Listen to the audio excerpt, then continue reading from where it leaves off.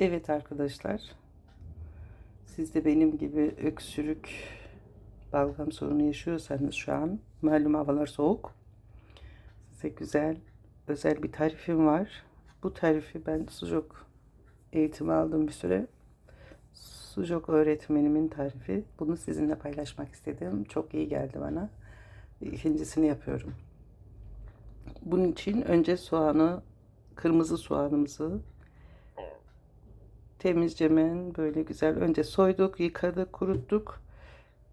Tahtanın üstüne küçük küçük kestik ve ben tahtayı özellikle tahta kullanıyorum, kesme tahtasını. Plastiklerle pek aram yok.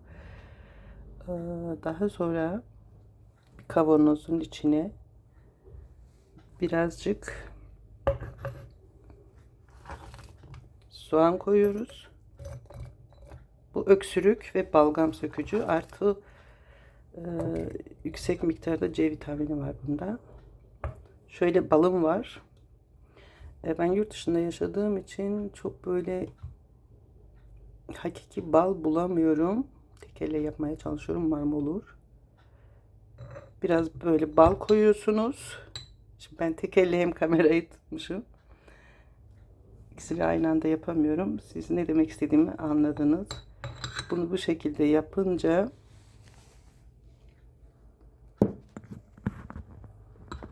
şöyle elinizi kullanabilirsiniz.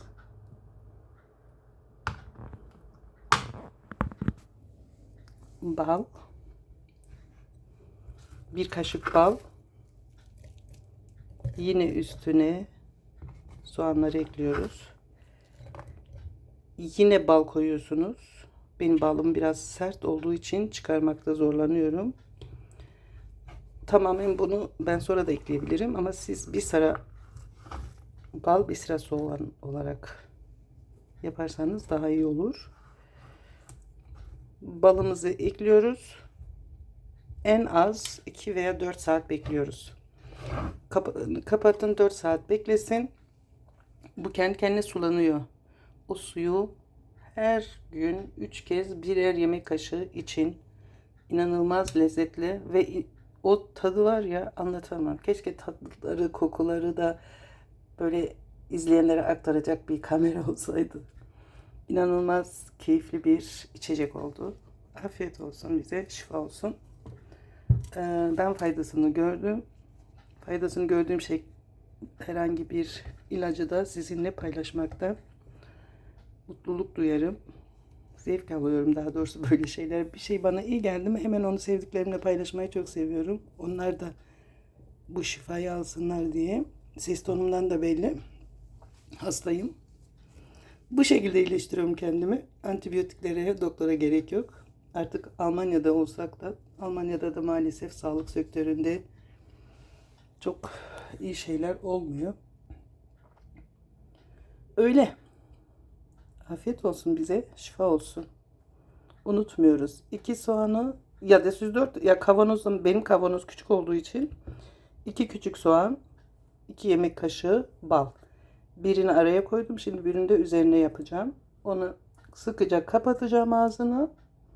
Kapattıktan sonra en az 2 saat, en fazla 4 saatte. Bunu tabii ki buzdolabında koruyacaksınız. Buzdolabına koyun. O suyu verdiği zaman o suyundan için. Sanki hiç soğan değil. O acısı gidiyor. Bunu dediğim gibi tarifi yok. Anlatamam. Buna limon da ekleyebilirsiniz. Tamamen size bağlı ama ben şimdi limon kullanmayacağım. Sadece bal ve soğan. Bu kadar. Kafanızı fazla karıştırmadan afiyet olsun.